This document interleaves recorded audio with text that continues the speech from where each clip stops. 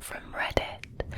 So sit back, relax, get comfortable, get cozy, and get ready to be spooked.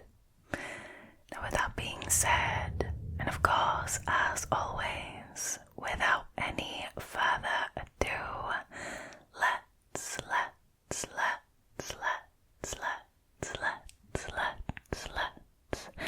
get into tonight's stories, shall we?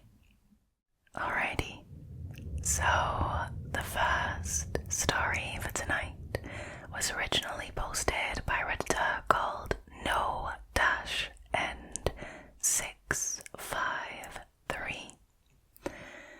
Their story is called Creepy Neighbour.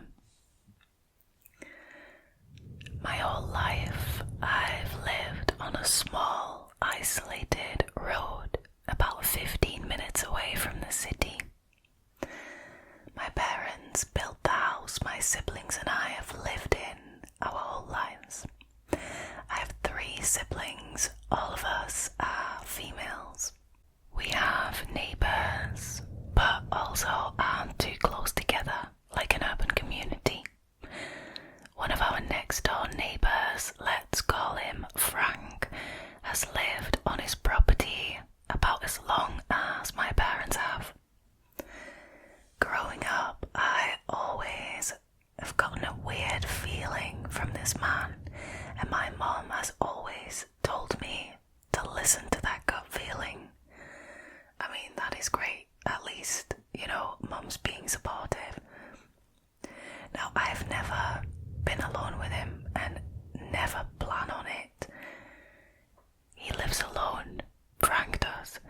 He had a girlfriend when I was around 10 years old, and he had a dog who sadly passed away a few years ago. My older sister and I would go over to his house and spy on him through a small hole in his barn when we were younger. That's typical kid stuff. I mean, can't really blame them for that. Now, what we saw was tons of spicy photographs hung up all over his barn. That doesn't necessarily have to mean anything in my opinion, but let's carry on first before we judge. Now, growing up, he has always shown up to our house whenever we have a bonfire or any kind of event where he can hear people having fun. Always unwelcome, by the way, and it's obvious that no one wants him there, but still, he never leaves. His excuse for his behaviour is being drunk, basically.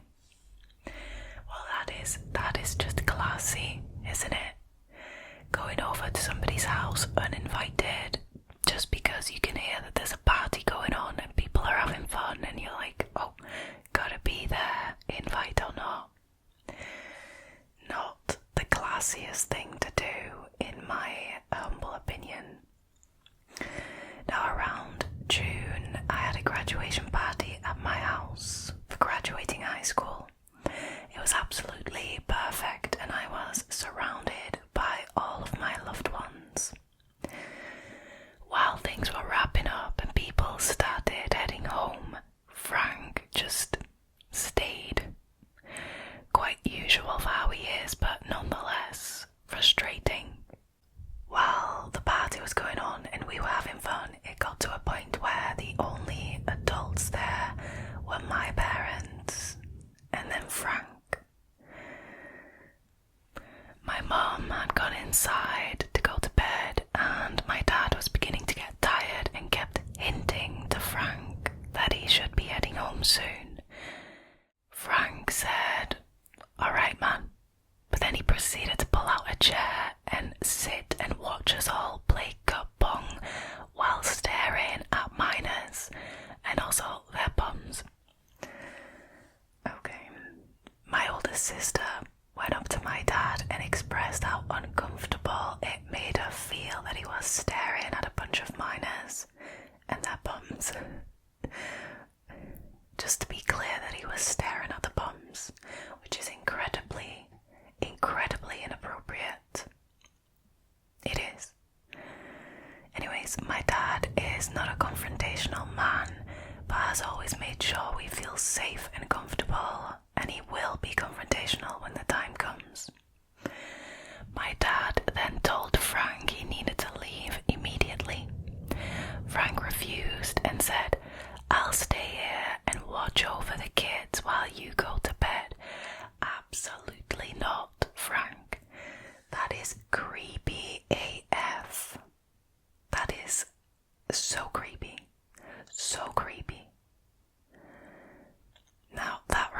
set us all off. Yeah, I can imagine it did.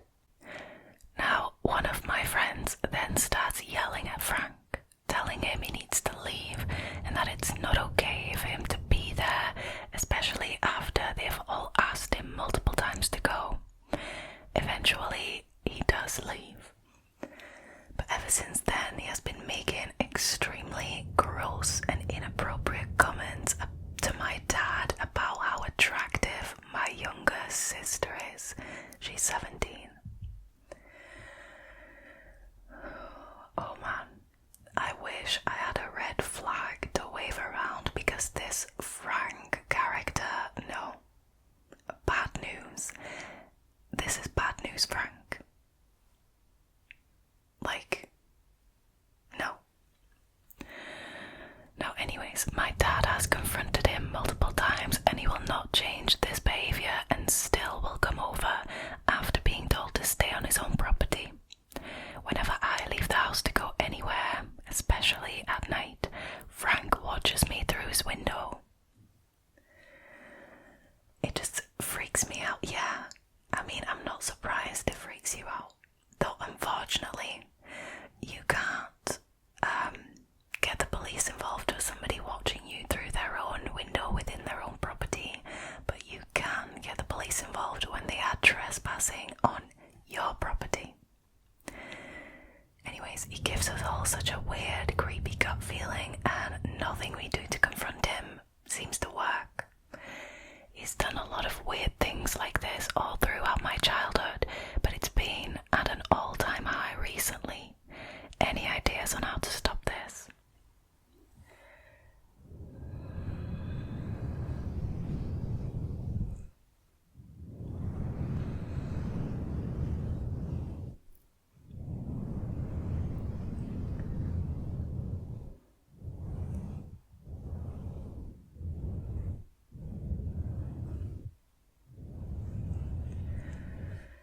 Now what I think is that it is at an all-time high now because now you and your siblings aren't children anymore and you're starting to turn into adults, women, young women.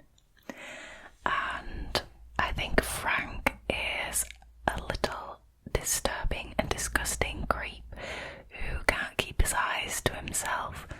So I think that is where the issue lies, at least from this story. That's what I'm getting, that's the kind of vibe I'm getting from Bad News Frank. Like how, like as a fully grown adult, do you not realise how inappropriate it is to sit there and watch a bunch of teenage girls play cup pong on your own while their parents have gone to bed? I fail to see how you don't realise that that is extremely creepy as an adult. Honestly, this is concerning. I think either the dad needs to properly step up and put his foot down with Frank and not just request that he stay on his property, right? Or I think the police needs to be involved because, like I said, police can't do anything about Frank spying on the girls from behind his own window, but they can do something about Frank trespassing on their property. So either way, something's got to happen because this is going to escalate. It already has, but you know it's going to escalate even further.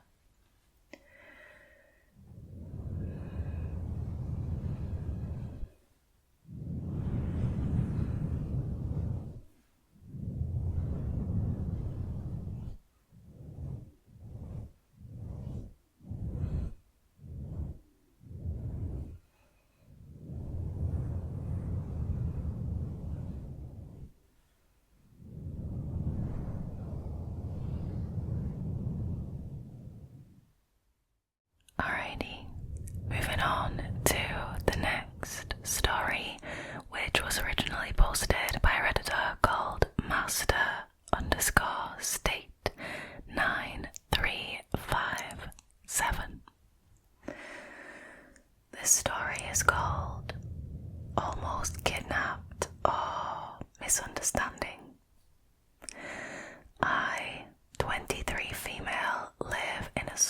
city, college town where homelessness, largely due to substance abuse, is a big issue. Down the road from my house at the time, there is a neighbourhood Walmart that I always went to. Whenever I would go to this Walmart, I was always looking over my shoulder because of how many homeless people tended to hang out at this particular store, and they have on occasion followed me into and out of the store. See, it's not ideal. Obviously, it's awful that there's so much homelessness there in that area and like in general. But following people in stores or following them out of stores, no, you can't do that. Never an excuse. Unless they've forgotten their like wallet or something and you want to give it back and you want to be a good Samaritan, then that is an excuse.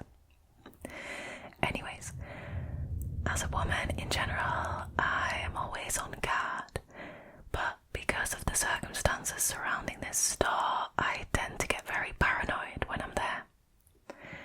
Anyways, in the middle of the day, on a weekday, I decided to stop by Walmart to grab something small.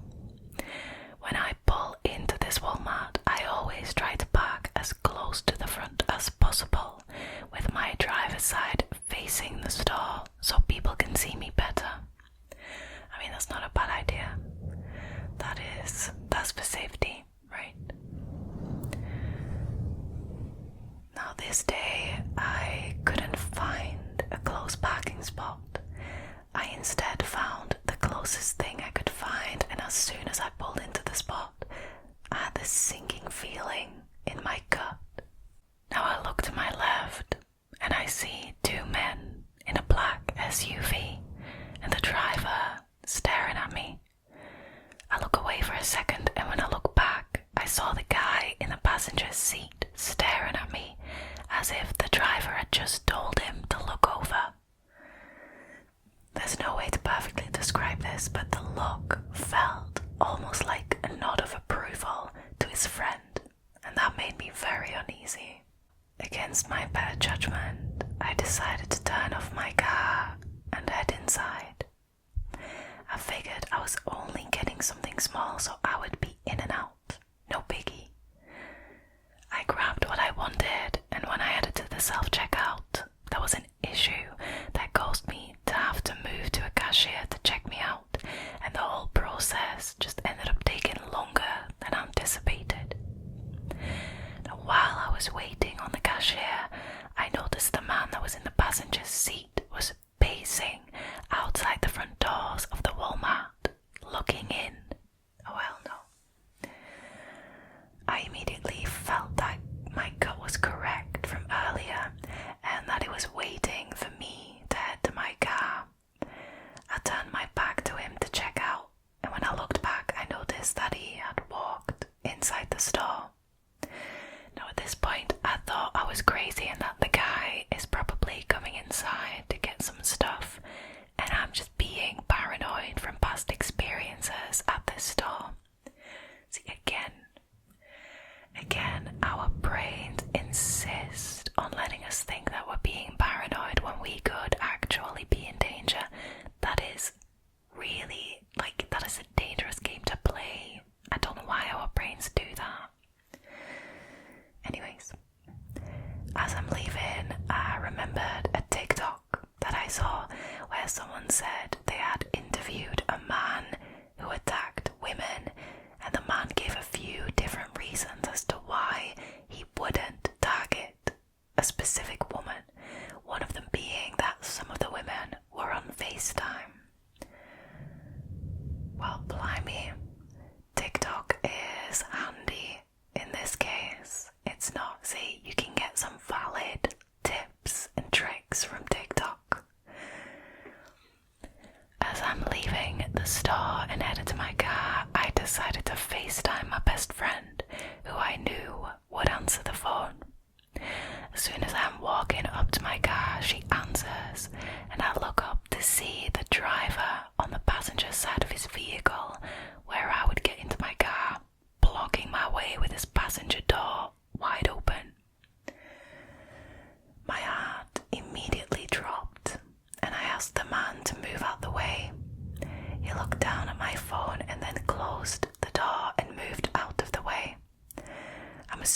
I looked at my phone to see if I was actually on FaceTime with someone.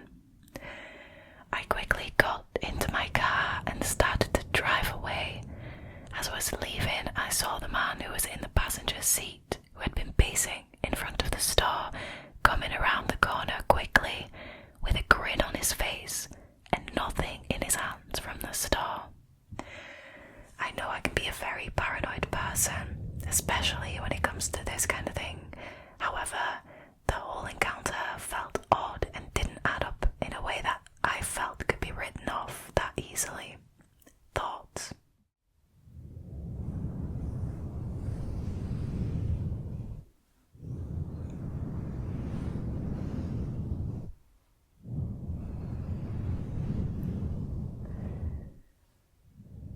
Honestly, at least in my mind, there is no way that this could have been a misunderstanding. This feels deliberate and targeted, if I'm being honest. The way that, one of the guys was pacing in front of the store and looking in, trying to find the Redditor, supposedly, went in and then came out with nothing and had a smile on his face. Shady, right? Combine that with the fact that they were also looking at the Redditor when she was still in her car and trying to block her way to her vehicle. I mean, nothing about this feels coincidental. This all screams, deliberate and malicious to me. I am really glad that this Redditor firstly is aware of her surroundings, right? She calls it paranoia. There might be a bit of paranoia in there, but it's completely valid, right? You have to keep your head on a swivel in public all the time. You have to be aware of what the dangers are and what could happen, and things that, you can pick up on to keep yourself safe, and things you can do, precautions to keep yourself safe, like what she did with the FaceTiming. I'm really glad that that was a tip that she saw about on TikTok. Like I said, sometimes you get valid information off of TikTok and good tips, so that is definitely something that we can remember, a little trick. I'm also pretty certain that there is an app through which you can make fake phone calls. Because if you're feeling uneasy, oftentimes, when you are actively in a phone call and there is somebody out there with bad intentions who is eyeing you up, oftentimes they'll pass because you're actively talking to someone. I'm pretty certain there's apps that will let you make fake phone calls, so you will hear a voice on the other side, but it's recording, so yeah, might be worth looking into. Now, luckily for this Redditor, she had her best friend who she knew was going to pick up, so perfect. I'm really glad that nothing happened and those people decided to let her get into her car, because this could have gone very wrong.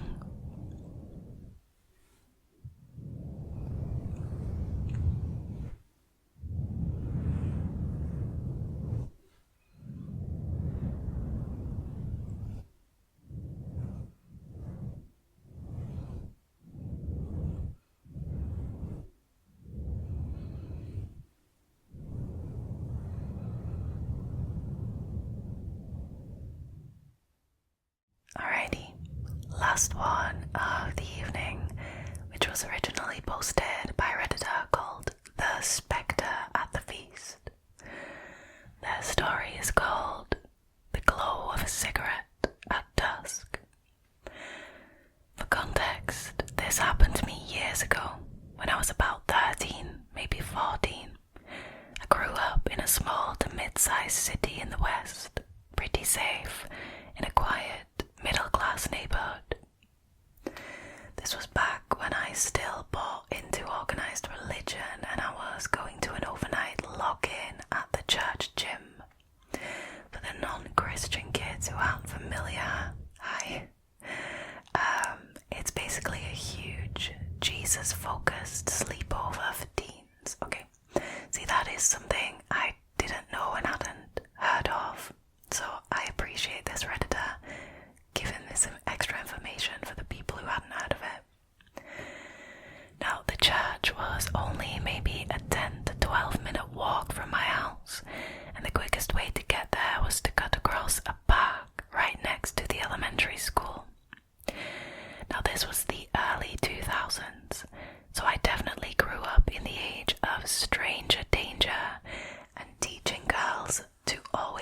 vigilant. I mean, that is what I'm preaching here too. Always be vigilant. Now, on the other hand, I was walking a short distance through my own neighbourhood to the church, and I was very responsible for my age. I was an oldest daughter, always the babysitter, and my parents had okayed me walking by myself and would drop by with my sleeping bag and pillow after they picked up my little brother from practice. I was running a little late, so the sun was just setting as I approached the park. As I crunched my way across the grass next to the tennis courts, I noticed movement out of the corner of my eye. Turning my head, I saw a figure, clearly a man, dressed in dark clothing and leaning against the brick wall of the school. He was kind of tucked into an alcove formed where the building met the fence around the playground, out of sight from the road. The man was standing just outside the halo of light from the lamp above a nearby door. He was just lounging in the crux of the wall and the fence. What initially caught my eye was the flicker of the lit cigarette in his mouth. It was too dark to see his features, but I could tell as I noticed him that he was already watching me. He was a fair distance away across the grass, but it was just open space between us. I couldn't see his eyes, but I could feel them on me. I felt that uneasy tingle creep down my spine. I suddenly realized that I was alone in the growing dark, and here was some unknown man tracking me with eyes I couldn't even make out. Instead of continuing to cut diagonally across the park, I veered right toward the sidewalk and the street so that I wouldn't come too close to him. Smart. I walked a little faster, trying to shake off my uneasiness, telling myself, "You're just being silly." Don't tell yourself that. I mean, most of the time, you're not. And even if you are just being silly, it's better to be careful and to take precautions so nothing happens. The first time I glanced back, he hadn't moved, though I could still feel him watching. As I left the grass of the park and approached the street corner, I felt briefly relieved. I was back under the street lamps, which by now had flicked on. Only 3 or 4 short blocks until I was at the church. I glanced back once more to reassure myself that I had worried for no reason, expecting to see nothing. By now, the man should be completely out of view. Instead, I felt the pit of dread in my stomach turn to acidic fear when I realized that the man was in fact halfway across the park now, walking in my direction. Oh no. Like, I can't imagine the fear, like the sheer panic. I mean, I immediately crossed to the other side of the street. Again, a good tip. You can make sure whether somebody is following you by doing that, because if they also cross the street and they don't really have a particular reason to, that kind of gives it away. So I began walking faster. At this point, I could feel the adrenaline rushing through me. I didn't have any real words or images to describe what I thought would happen to me, just a jumble of snippets of news reports and vague fears about what happens to young girls out alone at night. I was still trying to convince myself that it could just be a coincidence. The man could just be walking in the same direction. After another block, as I approached the next corner, I looked back again. The man had reached the edge of the park, and instead of walking straight ahead, he too had crossed the street to my side. Even worse, it seemed like he'd closed some of the distance between us, and to my eyes at least, it seemed like it was walking faster.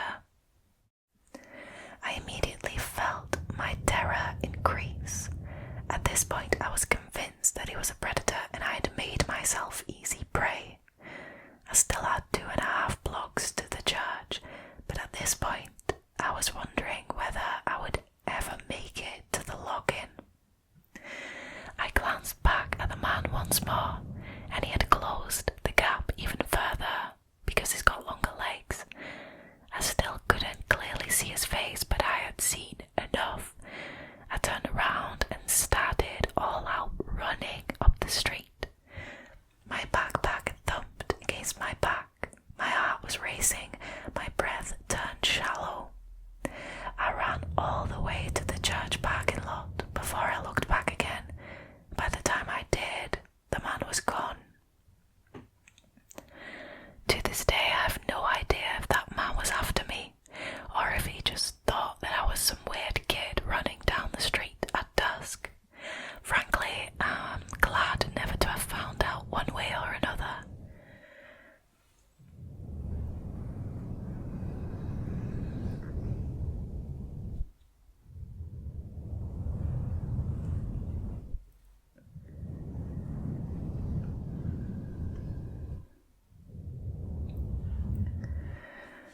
I mean, at the very least, this man was aware of the fact that he was scaring this kid, right?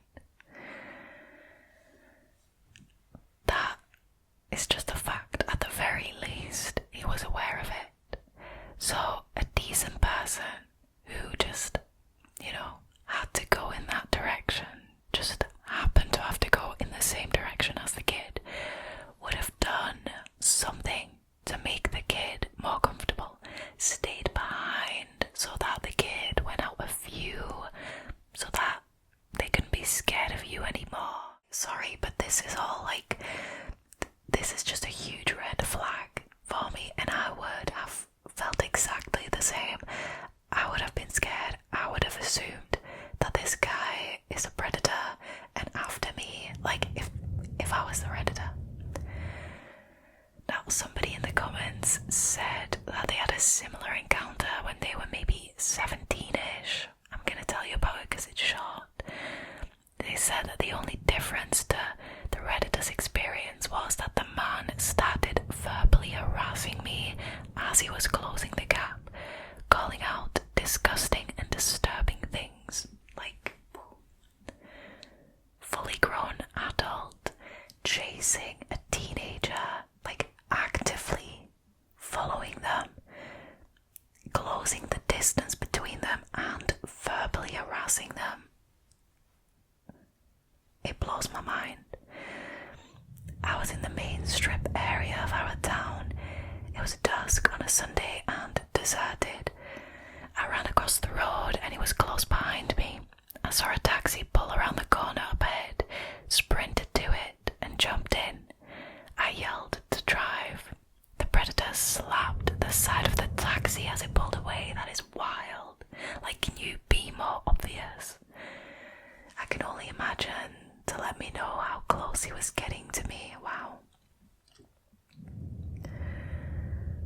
Okay, so the creep in the commenter's story was a little bit more bold and a little bit more obvious about it all, but honestly there is no doubt in my mind that the creep from the Redditors story had bad intentions. Like, he was actively also closing that gap and walking faster. Like I said, at the very least he was aware he was making a kid uncomfortable. You wouldn't start walking faster and make them even more uncomfortable, right? If you are a decent person. I'm glad both of these people got away from their respective situations. I also once got followed in broad daylight by a van when I was out shopping in the city centre, and I ended up having to jump into a tram to get away, which, I mean, that shouldn't happen. I and every other person in the world